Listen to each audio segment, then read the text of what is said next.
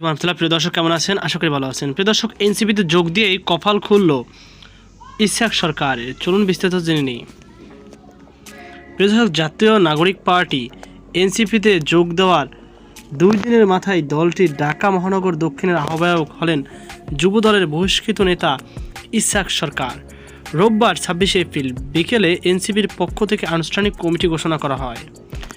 এতে জাতীয় পার্টির সাবেক কেন্দ্রীয় নেতা তারেক আহমেদ আদেলকে সিনিয়র যুগ্ম আহ্বায়ক করা হয়েছে। 65 সদস্যের কমিটিতে বিভিন্ন শ্রেণীর পেশার লোকজন পদ পেয়েছেন। আহ্বায়ক কমিটির সদস্য সচিব করা হয়েছে SM শাহরিয়াকে। তিনি ঢাকা মহানগর দক্ষিণের আগের কমিটিতে সদস্য সচিব পদে ছিলেন। প্রসঙ্গত, গত 24 এপ্রিল রাজধানীর কাকরাইলে ডিপ্লোমা ইঞ্জিনিয়ার্স ইনস্টিটিউশনে নেতাকর্মীদের নিয়ে মিছিল সহকারে এনসিপিতে যোগ দেন যুব দলের বহিষ্কৃত সাবেক সাংগঠনিক সম্পাদক ইসহাক সরকার। ত্রয়োদশ জাতীয় সংসদ নির্বাচনে ঢাকা 7 আসনে স্বতন্ত্র প্রার্থী হয়ে পরাজিত হন তিনি, আর এই নির্বাচনে অংশ নেওয়ায় দল থেকে বহিষ্কার করা হয় তাকে। তো প্রিয় দর্শক, এই ছিল আমাদের সর্বশেষ আপডেট। এ নিয়ে আপনার কি মতামত অবশ্যই কমেন্টে জানাবেন। সকল ভালো থাকুন, সুস্থ থাকুন। আজকে পর্যন্তই। আল্লাহ।